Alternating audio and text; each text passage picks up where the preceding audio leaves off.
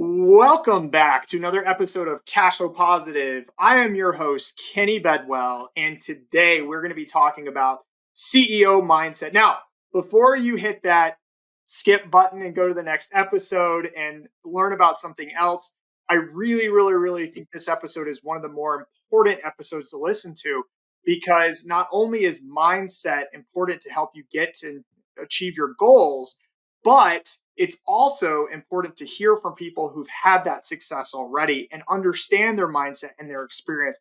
That's why I brought in one of the best in our industry, Julie George, who not only has had properties, she actually had a property management business with over 130 properties in it, but she sold it and she has more businesses now and she's living the dream life in Australia. So she's going to have that thick Australian accent that I love. And she's just a treat and a pleasure to have on. Also, she's a best-selling author of The $1,000,000 Host. It's a really cool book. I think it's also an ebook too that you can check out. And she coaches and inspires hosts on how to grow and scale their businesses. So, without further ado, Julie George, tell us more about yourself. Oh, thanks, Kenny. Okay, look, if you have not heard about me before, I'm also known as the $1,000,000 Host. Why? 2016, I started with one apartment, like we all do, fully furnished apartment, tested my luck on this Airbnb concept. What is all the fuss about there? Discovered how much I loved the short-term rental game, and then really thought if it works for me, it could work for property investors wanting to use their own properties. How many of us ever get to sleep in our investment properties? So as I was working as a realtor at the time, I thought, right, well, if I can create a property management concept and a brand around Airbnbs, that's what I'm going to do. So I actually started looking for people that wanted to buy a short-term rental at that time, offered my services to furnish the property, to manage the property, and to look after the day-to-day running of those properties. Charged 25%. And then got to, after 3 years of doing that rinse and repeat, 130 of those properties. We turned over $8 million. I wrote a book about it, $1,000,000 Host, conveniently situated in the back here. And then sold my business. I sold my business just prior to COVID. Great timing to get into the education game. So now my whole purpose, Kenny, is to really inspire, motivate, educate, and hopefully help people replicate that success that I've seen in short-term rentals. So hundreds of hosts worldwide maybe have learned a thing or two from me. And for those of you who don't know Julie, she's also a good friend of mine, and I've been following her for a couple of years now, at least. I think we met at the first STR Wealth Conference. We've hung out in Miami. We've hung done out in Miami. Yeah, that was fun. That was a good trip. I remember that one. It was like yesterday almost. But Julie is awesome, and she is a great coach. Excellent coach, in fact. And that's why I brought her on, because I haven't mastered, and I know Julie has, and this is what we're going to be talking about, is having that CEO mindset. But it's like the clear path, the clear vision, and the strategy. And so I wanted to bring in somebody who has mastered that, and to the point where they teach others how to do it. And so, Julie, let's talk about that. Let's talk about the CEO mindset. And I think I asked you at the beginning before we even started, I was like, what do you mean by that? Like, what does that mean to you? And I want to ask that again, like, just as like for the listeners, like, what does CEO mindset mean? It's one thing that I commonly find with entrepreneurs that they're missing. So many people create a job for themselves to replace their 9-to-5 job.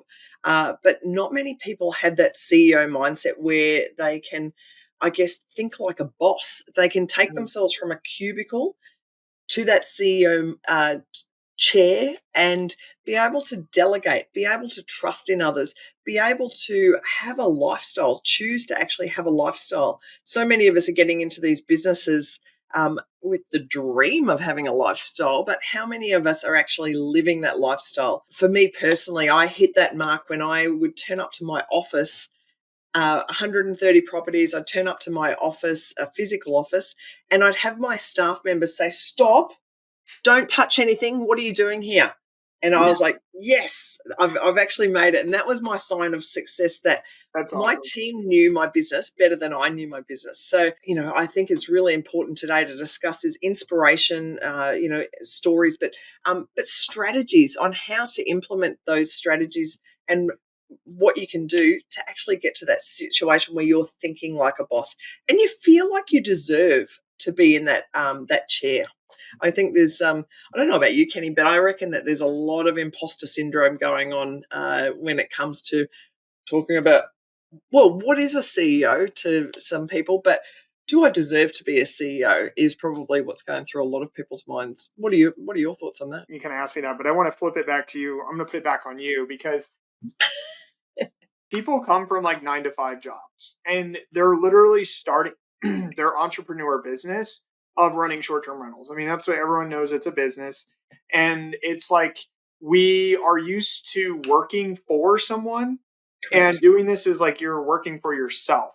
And Mhm. so what ends up happening is like you naturally have that tendency to fall back on wanting to work for someone else, but there is no one else. So you end up working for your property, meaning you take Mhm. on all the different tasks yourself and you don't delegate, you don't coach anyone else, you don't bring anyone up, you don't lay out the systems and processes, you don't document them.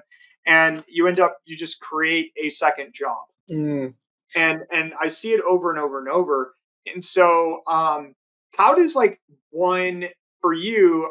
You kind of talked about it, but like, what are Mm. some of your definitions of like CEO traits? Yeah. I think the traits, and of a CEO are really important, and everyone's vision of a CEO is different. So you've got to get clear on what is your definition of a CEO? What does your ideal role in your business look like if you're the chief officer of that business? Um, it starts with your vision. So you've really got to get clear on what is your dream. And I will occasionally write in the book, dream big and then dream bigger. Because I think a lot of people put their own little, they stop themselves from actually believing that they can create a life massively better than what they currently have. So you've got to start thinking about, what does your dream life entail? And be selfish. Like, make sure that if you want to be driving your convertible and have a Harley Davidson, you can have both. But you've got to actually really get clear on what your vision looks like. Um, Remember that your time is valuable as well. And I think to a lot of us that time and getting our time back on our calendar, that kind of reflects success as well. So you need that lifestyle balance. You want to prioritize family. Some of us don't do that so well. Some of us get divorced, but that's okay. Um, Hey, but there is a comeback, right? So there is a comeback. yeah, Yeah, some of us get back with our husbands of 3 years. There we go. There's the news broadcast to the world of short term rentals. But Kenny, I just looked on social media the other day, and for Halloween, you were dressed up with your family, and I thought, that's the lifestyle balance. That's what you've got to do. You've got to prioritize family. You've got to prioritize health, and you've got to just live a life that you're dreaming of, but you've got to be able to come up with that dream to start with. So, and then of course, it's all about creating and leveraging systems to allow you to scale your business, and so you can focus on working on the business, not in the business. So, I love it. I love it. But it sounds good. How do we do it? How do we how do actually we do do it? those things? What are your tips? First of all, you've got to get clear on those goals. So, and your why. Why are you doing this? Why did you leave that secure 9 to 5 job to start your own business? I don't care if it's short term rental or not, but we all want to be our own boss. But why? Why? What is the ultimate goal there? You've got to create time to actually regularly dream and plan out those goals. And what does that mean? It looks like, for me, every 6 months, pen and paper, get out your notes, start thinking about what's important to you. Really do a self-evaluation and self-assessment. For me, I like to look at what tasks I like doing, my daily tasks, what gives me energy, but then what drains me of energy. If I'm doing my taxes, does that drain me? Well, maybe that's something I could outsource. What am I good at? What am I bad at? I know that I suck at cleaning. So that was one of the first things I outsourced in my business. tasks you like to do, tasks you don't like to do, what you're good at and what you're weak at, what gives you energy, what doesn't give you energy. Get clear on those tasks, because that's going to then help formulate the role in your business that you need to be chasing. But that's probably step number one, in getting very clear on goals and why, and then setting aside time regularly to reassess that. And if you have a business partner, or if you have a partner in life, really sitting down and aligning and making sure that you are on the same page and you are communicating. I used to like to do it even with my team that I was working with, involve them in on it. They appreciate that because they can see the bigger vision and the bigger picture. I've worked with hosts that will put their goals and their dreams, maybe their vision statements, up on a wall. There's one guy that I work with here in Australia, Tim Mortimer. He has a business called B&B Made Easy. Now, he was a school teacher when he came to me a few years ago and said, Jules, I want to do what you're doing. How do I do it? And I said, do this, this, and this. He listened. It was a miracle. He's now at over 200 properties. But what I love that he's doing that I didn't do, and so he's way better at this than I am, is that he is now running this business, but on his wall in his office, he has a why wall. And just in a simple photo frame, each one of his team members, his employees, will put a photo or a collage of their why. Now, it might be a sailing boat, it might be a family picnic, but it's really their vision in a picture form that they can be reminded of, and remind their team members what is their why. Pretty cool, hey? Yeah, I really like that. How do you do that if you have one property and, like for, I guess, your team, like, so a lot of people have cleaners now. Yeah. And that's probably about maybe maintenance, like a small, like local team. They might be out of state running their rentals, but they don't have a massive portfolio. They don't have teams of people they're working with. So do they just need to figure out the why for themselves, or do they need to communicate with their team, or like what do they do? Yeah, it's really interesting when you're starting off and you've got your one property, and you should be super proud of your one property. I hear too many people introduce themselves at conferences saying, I've only got one property. No, shout it to the stars. You've got a property, and it's really exciting because that is the start of something potentially even bigger. Probably the biggest and hardest step to actually take. 100%. So, 100%. That first property is the hardest by far. And I think there's a lot of pressure on people to maybe, grow that into a multi-million-dollar business. Maybe your why, maybe your dream is is to have that one property and to do it really well, have a little boutique business going on. So get clear once again on what is your goal, what's your dream life look like at the moment. It can be tricky when you are doing everything. And when you start off in this short-term rental game, you do have to do everything. Unfortunately, there isn't the cash flow, there isn't the team, there isn't the time to really spend a lot on yourself. But it's temporary, folks. If you're listening in right now and you're going, shit, that's me. And God, sorry, you should never have an Australian on this podcast. You're fine. No. It's funny. I'm going to tell you a quick joke. My Siri on my iPhone, you can like do accents, and it's like an Australian woman. I just love the Australian accent. So, so like everyone, so my voicemail is Siri, and it's like, hello, I'm not here right now. G'day. Yeah. Anyway, people are like, what the heck? Like, oh, you really do miss me, Kenny. I can tell. I do. Yeah. Yeah. I don't listen to my voicemail to hear Julie's voice again. Oh my God. As long as you don't ask us to do any breakdancing moves on your show. Oh boy. I mean, that's funny. Yeah, that's great.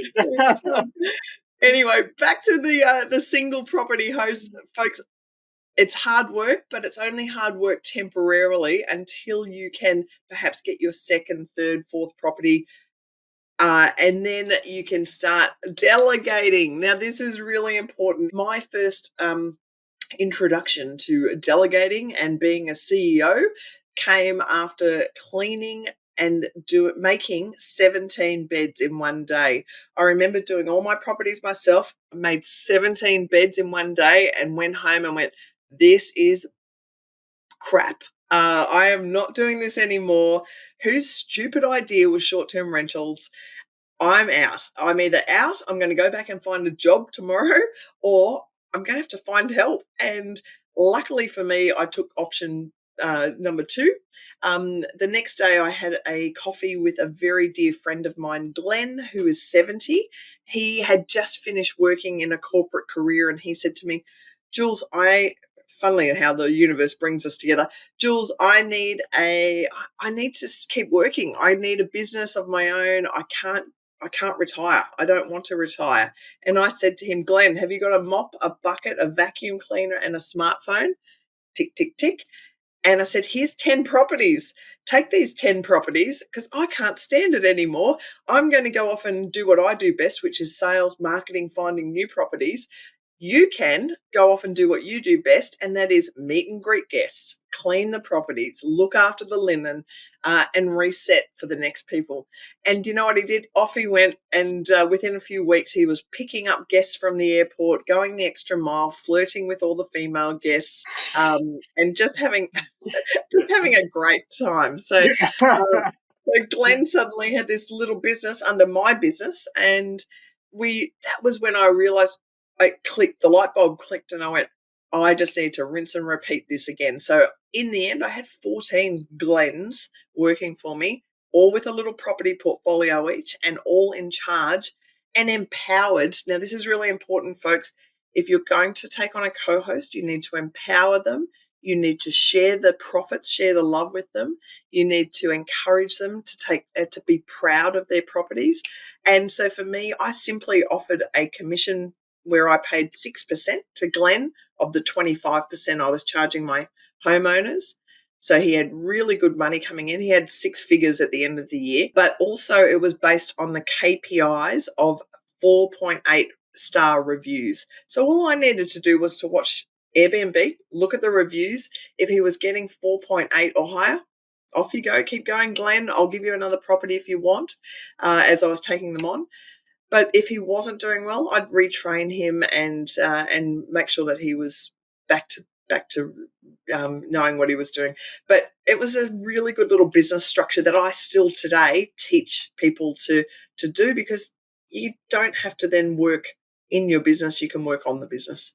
Yeah, no, I love that. Like allowing people to basically like they're motivated by the growth, right? So like they're like if you make more, then I make more. Like everybody wins. There's not like just pay me more money. It's like let's grow together. You know what I mean? It becomes like I can't stand it when people are like, oh, how many people do you work for you? I'm like, it irks me a little bit, even at STR Insights, like because not I get like upset like but like I'm just like I don't really consider them employees.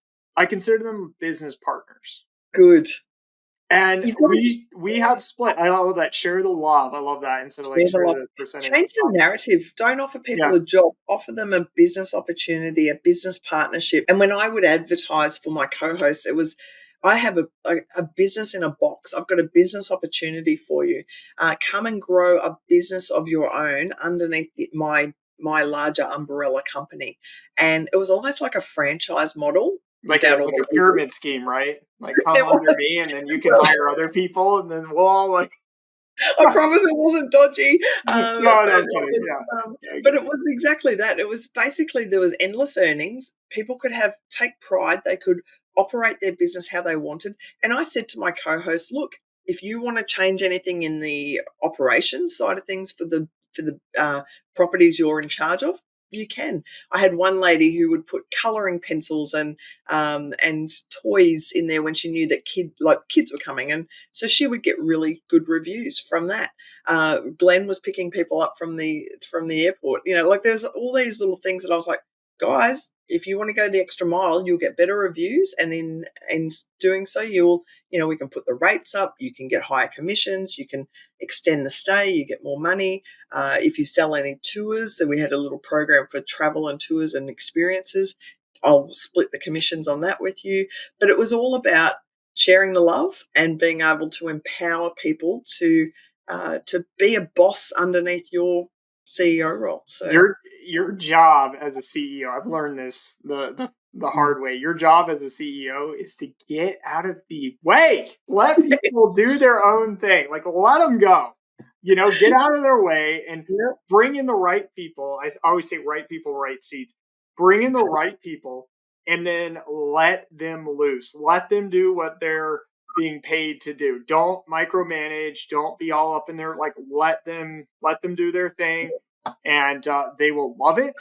And if they mess up or if they're needing help, you create an environment where you like it's friendly. It's not like, Mm. hey, you did something wrong. That's an act, that's a mark or whatever. But it's like, Yeah. hey, this let's figure it out together. Let's work together.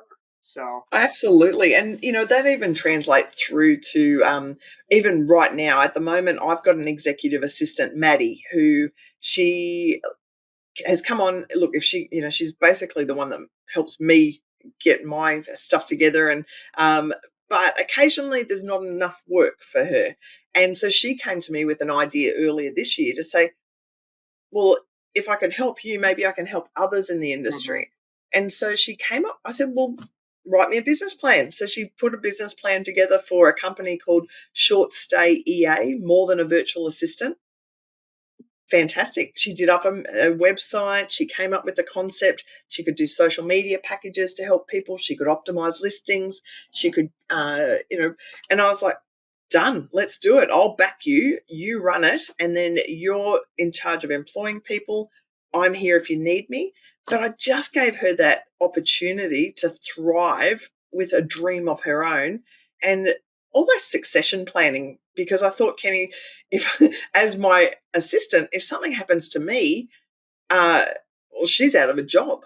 But Yeah. if I can help her create her own little business, she'll never be out of a job. She's now got two girls working for her I've met those girls once each, that's it. I don't need to know them because she's going to look after them. Yeah, And yeah, no, I like that because the priority isn't to like what you're trying to do isn't to mm, work. It goes back to what you were talking about at the beginning. It's people get too caught up, especially with properties. They might see properties they really like, and they're like, oh, well, this property is cheap and it's a good like deal. But I always ask them, I'm like, is it going to cash flow, like get you the money at the end of the year that helps you work towards your goal? And they're like, well, it's just like doing this. And it's like, how do you get it? How do you help people realize that like you need to be operating, you need to be making decisions based on your goals, mm, which is getting yourself out of your business, not working yourself into your business even further. So yeah, yeah, I almost it's I hard. think It's there's hard though. there's a lot of pressure, or I think there's a lot of people that feel that success means that they have to work their asses off and they Or you have got to to work harder than the guy next to you. Yeah, yeah, exactly that's 100% they have to put true. the hours in. Bullshit. Like, I'm sorry, but that's not for me. It's work smart, not hard. I want to, you know, I don't want to work. I want to That's be what I hanging out in say. the Yeah. pool in Miami with you guys and your family, and like that to me is it's lifestyle. And my dream. I famously have it in the beginning of my book. It's the first episode. Sorry, the first chapter basically says this was my goal.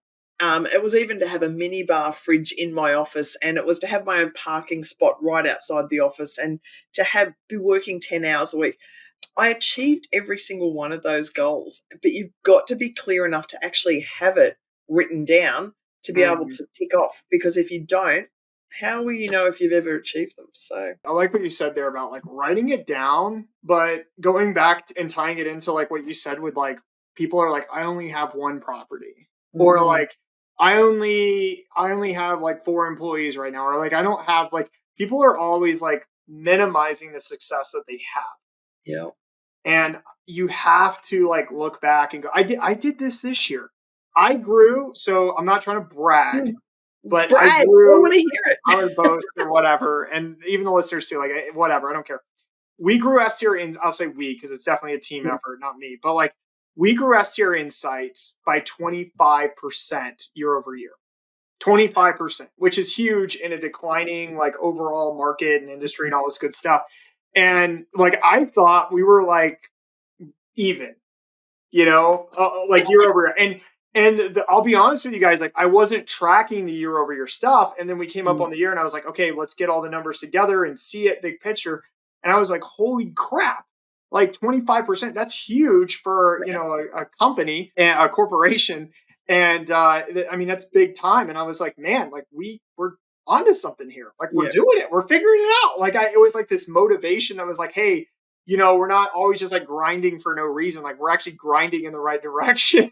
so, I think you've so, got to take time to smell the roses and to yeah, actually reflect on how far you've come. So many people don't do that. And then also they do the same as what you just did then.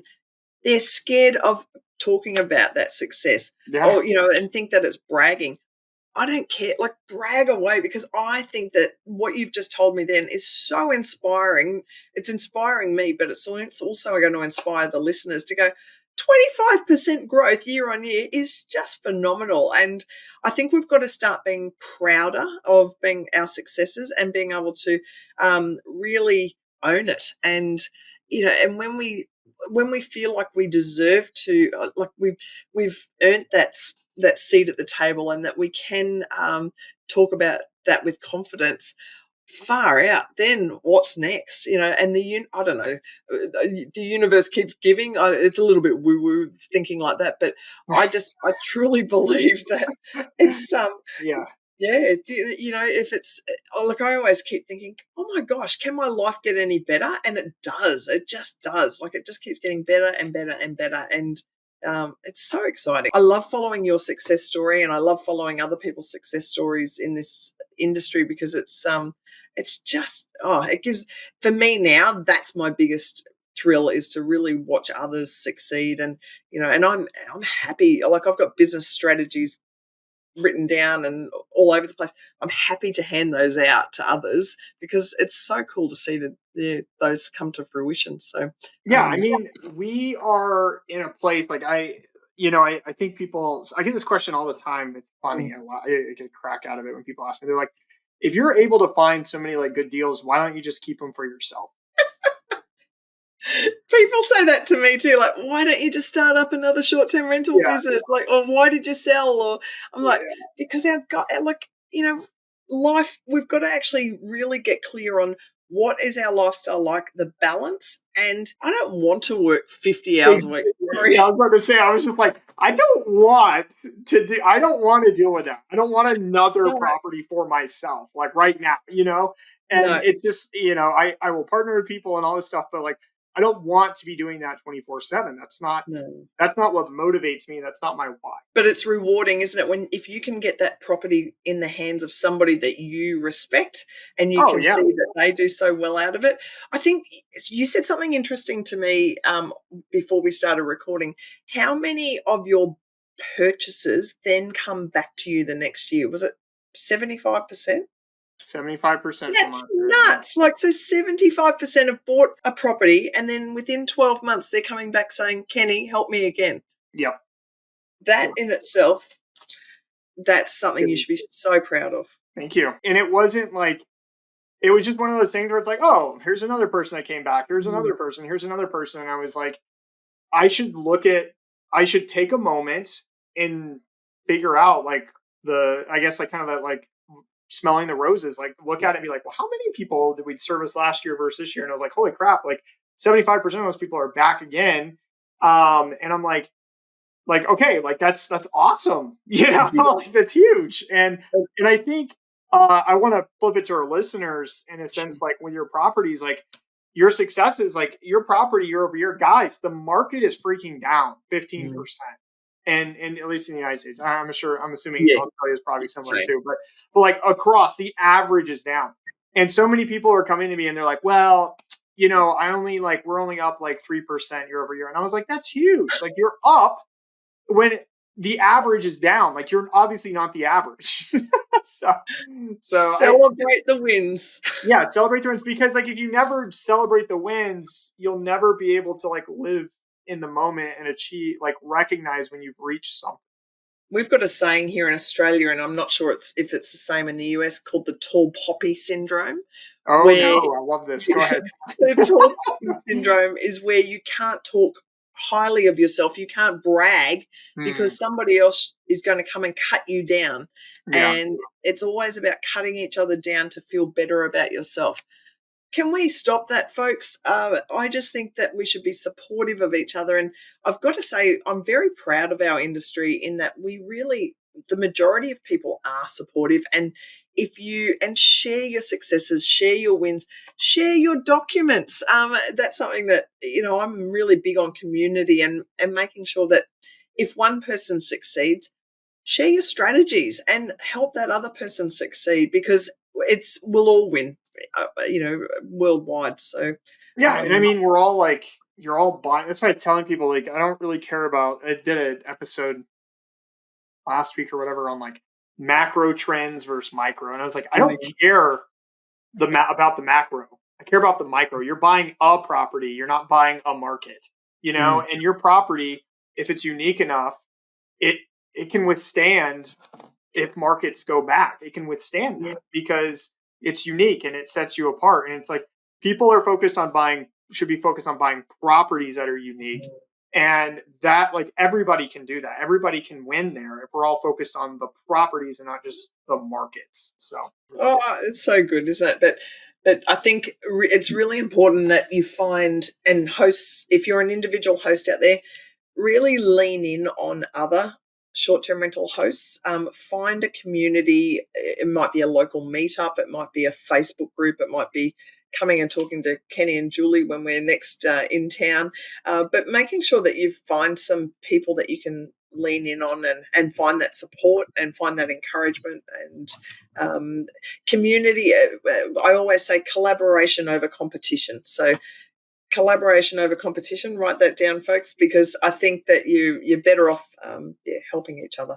yeah, absolutely. I love it. I know you collaborate with other competitors, but that's why I have you on, right? So, I I've was been like, hiding from Kenny, but I no, think yeah, no, I know. love you. Collaborate, right? It's all one big happy family. So that's Well, Julie, as we're kind of wrapping up here, number one, I know you've got a mastermind. I know you do consulting and coaching, and I'm hoping that people listening has felt inspired enough to reach out to you. And I know they can schedule a call with you. So how do they do that if they want to? yeah. Look, folks, if you can get in touch with me on either any of the social media platforms, or you'll see right now on the screen milliondollarhost.com.au. I would actually invite any of you listeners to come on, book in a 15-minute free Zoom with me. Let's get on a call because what I love, and I'm genuine about this, I love to be able to meet people from all around the world. Find out what your current situation is, what your short-term rental journey is looking like. I'm just curious, to be honest. But if I can then give you any advice, give you any strategies, give you any support, please lean in on me. Anybody who jumps on a 15-minute Zoom, I'll also give you a copy of the Million Dollar Host ebook as well, which outlines my success story in the short-term rental industry. And it's got plenty of tips and tricks on how you might be able to scale your business and, well, maybe one day even sell your business as well. Yeah, she's great. She's great. Julie, last question, and this is the one we ask everybody: is what is one tip for our listeners on how to cash flow positive with their short term rentals? Bloody hell.